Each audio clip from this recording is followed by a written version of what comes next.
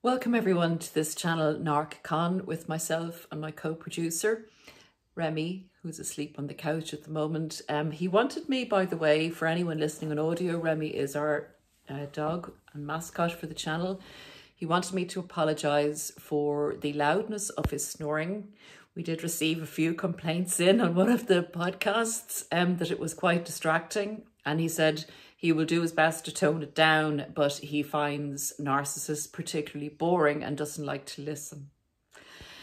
So without further ado, one other thing before we get into the podcast, I was thinking about this recently, really like to thank people out there for supporting the channel. You don't know what it means to me. I'll tell you what it means to me. It means I'm able to do work that I love doing as a full-time job, and this is just life transforming, and I hope on your journeys of recovery that you get the same type of opening to do something that you are truly passionate about. I just wanted to say thanks for sharing, liking, subscribing, thanks for coming to coaching, thanks for donating, thanks for just being there. So this is a very interesting topic. The podcast is headed When the Demon is Dimmed, and it's talking about narcissistic collapse. This is an area that we need to know about because it's very dangerous for people who are unaware of what and who a narcissist is and the personality disorder and how it goes about things. It's very, very important to know what exactly narcissistic collapse is, because it's a form of entrapment for someone who is on a one-to-one or very close with a narcissist. It's a way of keeping the cycle going, and I'm going to explain this further.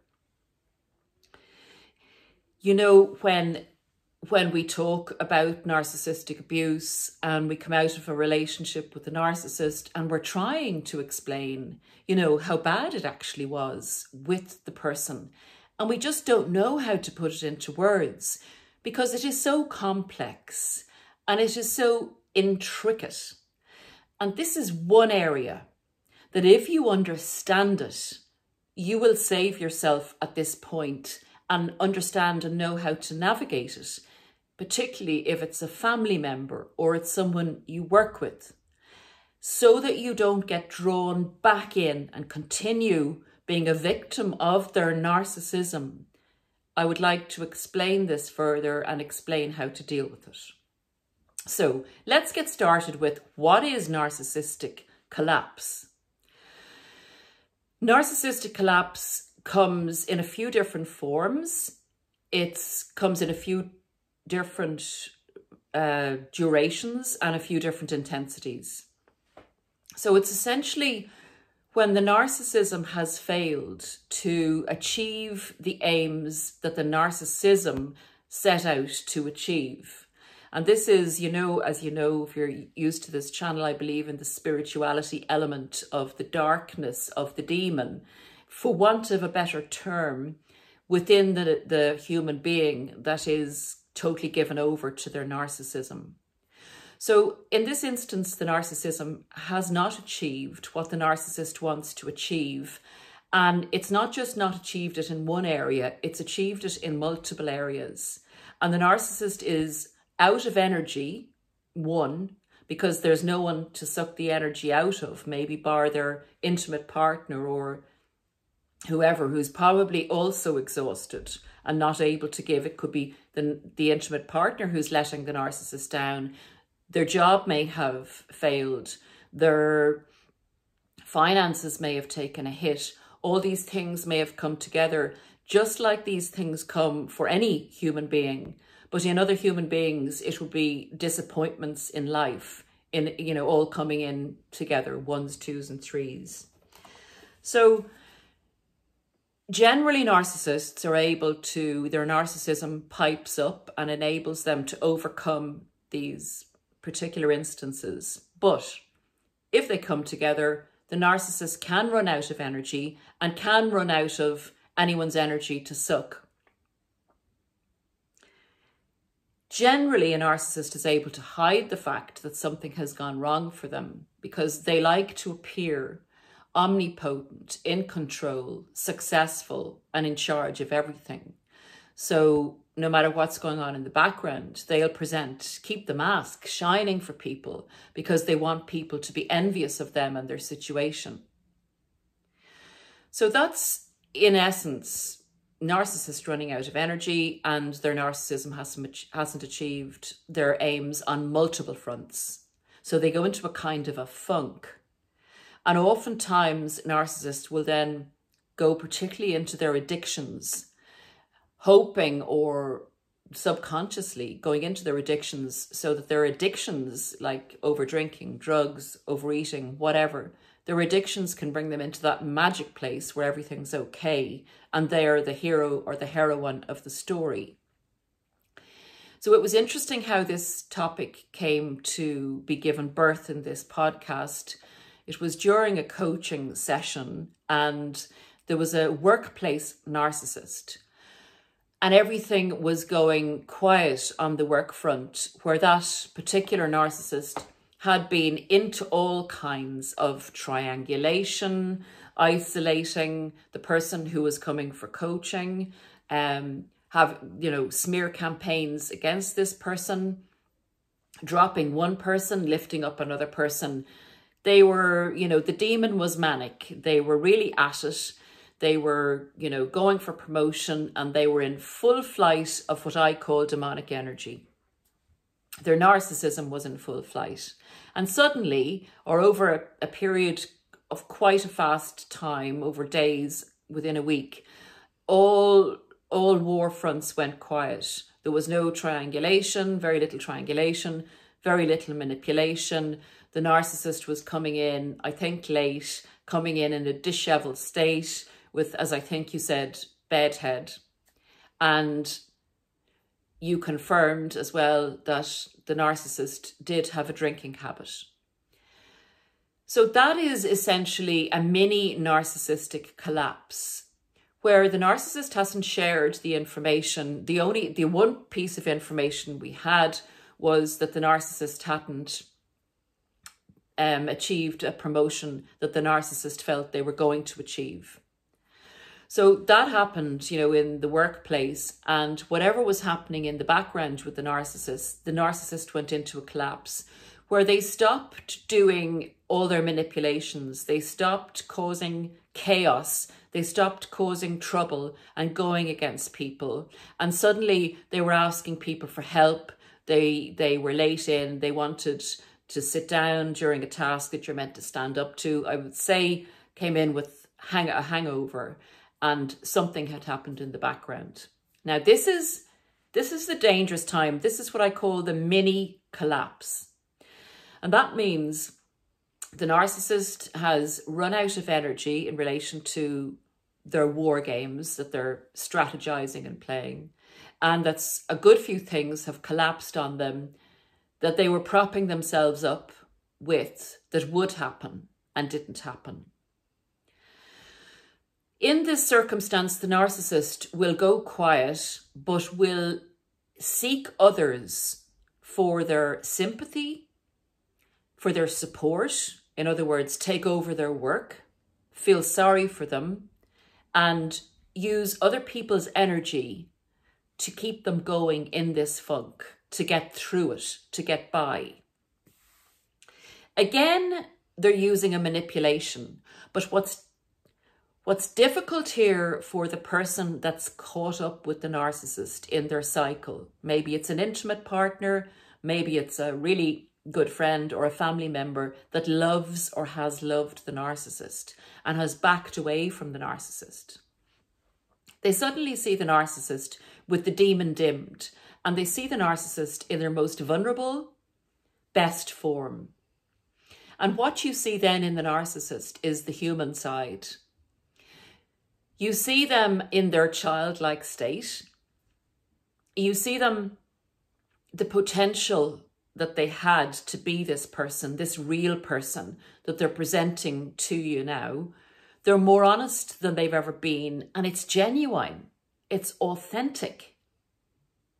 And what you're seeing, you're thinking, oh my God, I'm seeing the real person. But what you're seeing is only a glimpse of the true self behind the mask that could have been and still could be, but they're in the grips of a demon or their narcissism, whichever way you want to put it. It's just dimmed down because it's let them down. However, this is when people get pulled back into the cycle because they start to believe in the person again. And the person is vulnerable and asking for help. And as we know, normal human beings or people with empathy always want to help. And particularly if you have a love connection with this person. However, when we go in to help the person, what actually happens is they gather all the energy from the outside sources, they gather sympathy, and they bolster themselves back up. And as soon as they bolster themselves back up, and maybe they even do something kind towards the person who, you know, their former source of supply who's getting drawn back in, and that person doesn't reciprocate too much or doesn't reciprocate as they thought, their narcissism will step back in and say, see, being kind doesn't work. See, look where you are now. Look where you are now. You've got to change. You've got to stand up for yourself. You've got to be yourself again. You've got to fight again. And the narcissism takes over again. They get bolstered up by the sympathy and the sucking of the energy out of other people, getting other people to do their job, getting other people to give them money when they're down so that they can get right back up on that horse of narcissism again and start off their narcissistic behaviour again gradually and in small ways. But the problem is here, you've given them a leg up. And the leg up is to knock you over again. So when you witness a mini narcissistic collapse, you are seeing the genuine, you know, the authentic person that could be. But that person has decided that narcissism is their personality. And the major part of their personality is not who you're seeing in that moment. So that's basically what a mini collapse looks like. The best way to deal with a mini collapse is to recognize it for what it is. This is the result of the narcissist's behavior. It's the result of actions they've taken with other people. It's literally a mini karma being dished up to them. The best thing you can do in that situation is to understand what it is and understand this is a temporary vision of the person. It's not the real person. The real person is the person you see the majority of the time, the majority of their life. Indeed, this is a time when they could introspect. They could, and sometimes they actually vocally or verbalize that they do a little bit, you know, I'm sorry I treated you so badly or whatever.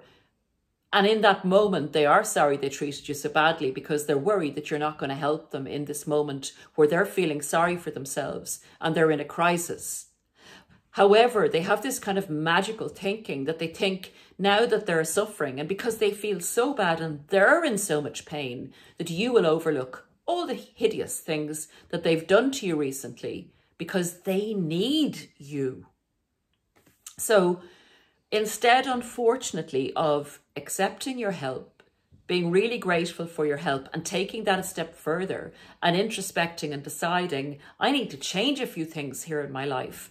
This is a person now that's treating me really well, being really kind to me, letting me stay in their house, you know, doing the extra work in the workplace for me to get me by so I won't get sacked.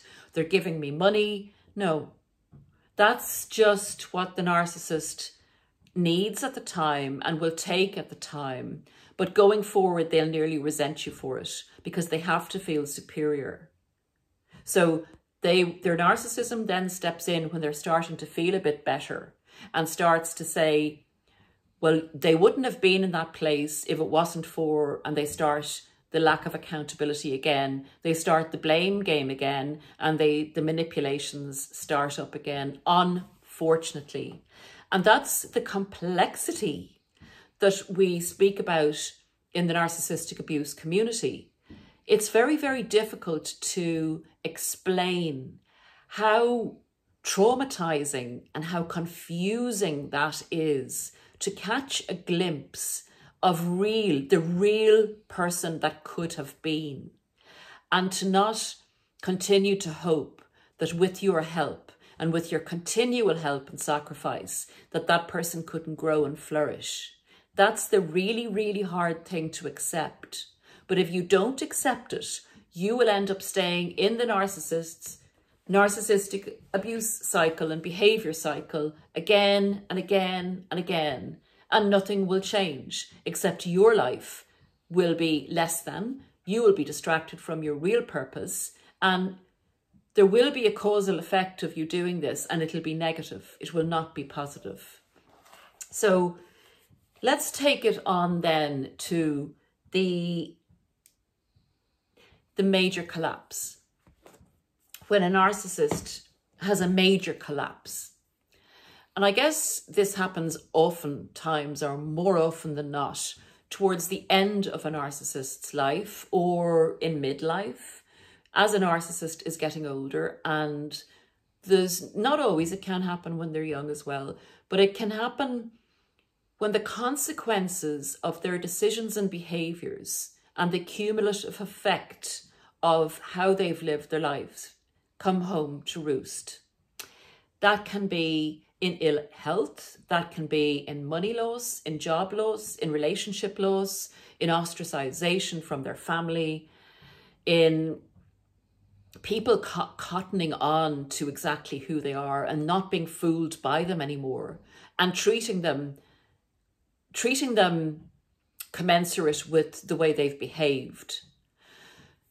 Then with that particular atmosphere or within that scenario, things can go wrong in a major vein for the narcissist, and they can literally nearly give up all their hopes and dreams. Maybe they put money into a quick fix money-making scheme, and they've lost all their money, and their relationship has ended, and they have nowhere to live.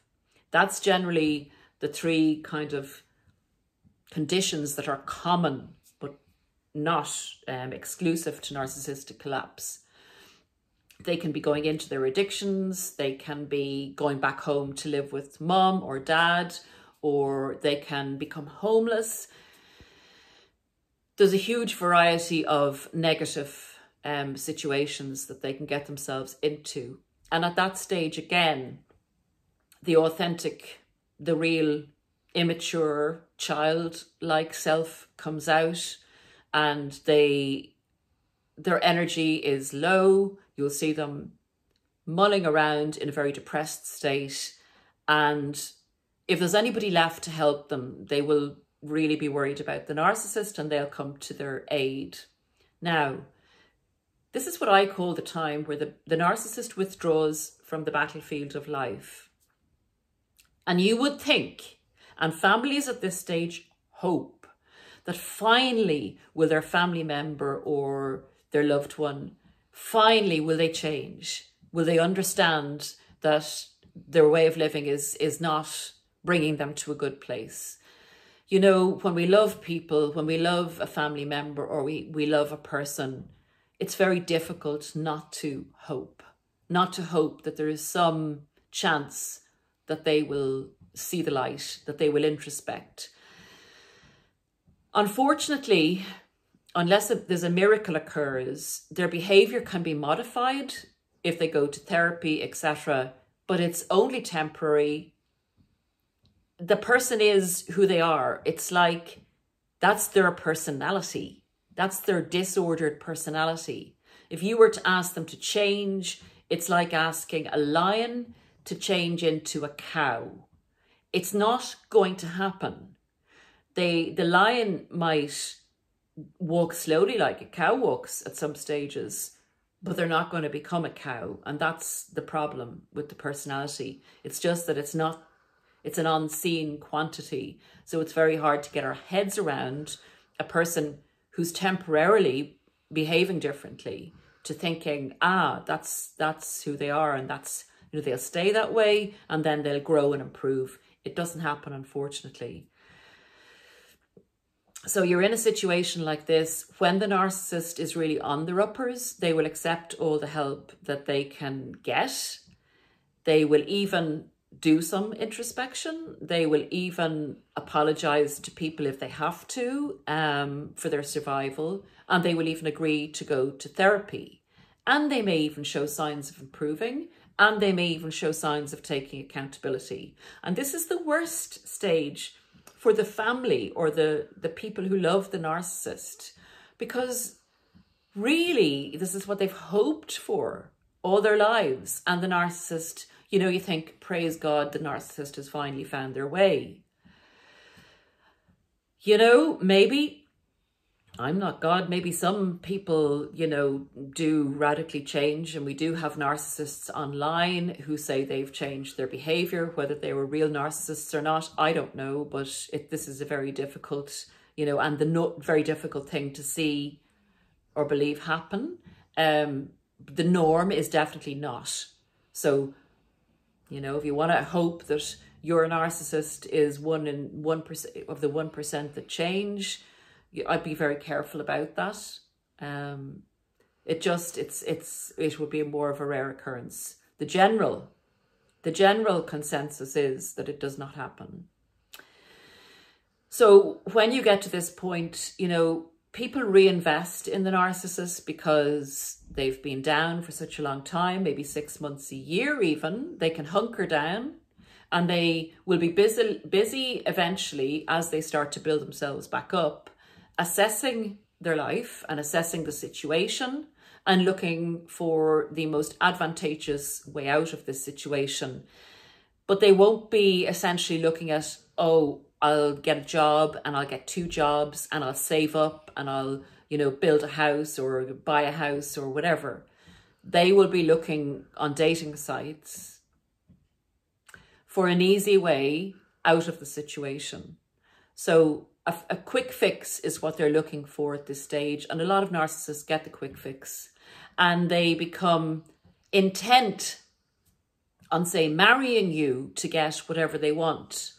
They will often go that particular route if they still are able to, basically physically and in other ways. It will be, or they'll be concentrating on love bombing the parent to give them more inheritance than the others. They'll be doing something of that nature and ilk because the demon will come back up in them, or their narcissism will come back up in them and say, okay, you've had enough time resting and hunkering down and you're going to recover now. You got to go out and do what you do best. What you do best. And what you do best is stealing and destroying to get your needs met, because your needs are more important than anyone else's. And that, unfortunately, is the 2 scenarios. There is a third, the 2 scenarios of narcissistic collapse. The mini collapses along the way, the dangers for people around them in being sympathetic and getting drawn back into the relationship.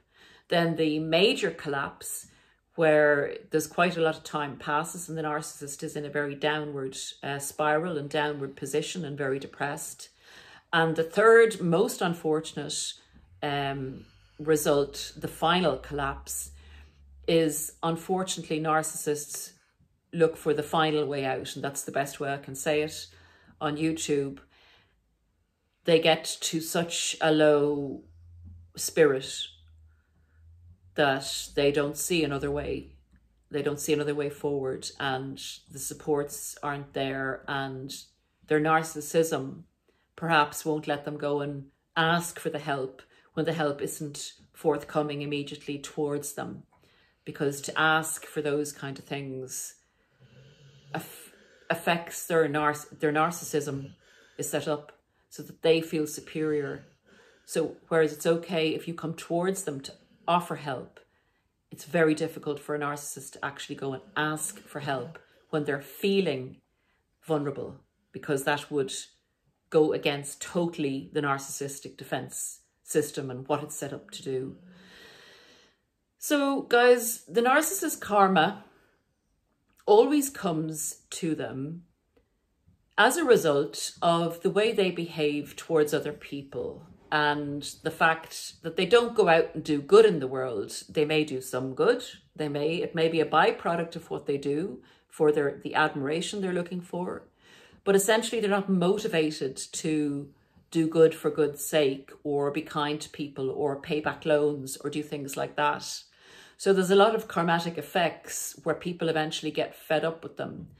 So the result of that is the narcissistic collapse. The way out of the narcissistic collapse is not to take accountability and to introspect and change, but it's to suck in other people's energy and resources to build themselves back up to go out and be a narcissist in the world again. So be careful. If that happens with your loved one, try and stand back and stay as depersonalized from the situation as possible. Treat them obviously humanely, assist them. They're genuinely suffering, but don't get drawn back in and be validated by the fact that you're helping them with the toxic hope that they're going to change forever. Remain steadfast in knowing that this is who they are and this is the way they are.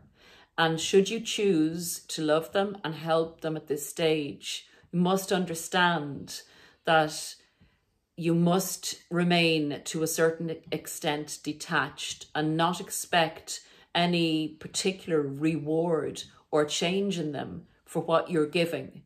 It has to be given freely with no high expectations. So hard as that is, try and understand that the only control you have in this situation is how you approach it yourself. So give what you want, but be very careful of your own spirit and essence. And if it becomes too much and your energy is being sucked and you're being sucked in, you have to take a stand back from this because you need to survive this. This is the narcissist's consequences. So give your love, give your support, but try and hold on to that, the reality of the situation. Very hard to do when you love someone. But I hope that this talk has helped in some way for us to get our minds clear about what we're dealing with and to understand how very complex is this interaction or relationship with a narcissist that is so dangerous to people's mental health in relation to, getting involved and following your heart and following your feelings, where you need to be on guard in this situation and remain human at the same time. It's a big conundrum and it's very hard to explain to people who perhaps haven't had the particular intricacies of such a situation. I will say goodbye for now from myself and Remy and wish you a very, very lovely day, evening or morning, whatever time it is as you're listening to this. Are we finished, Rem? We're finished.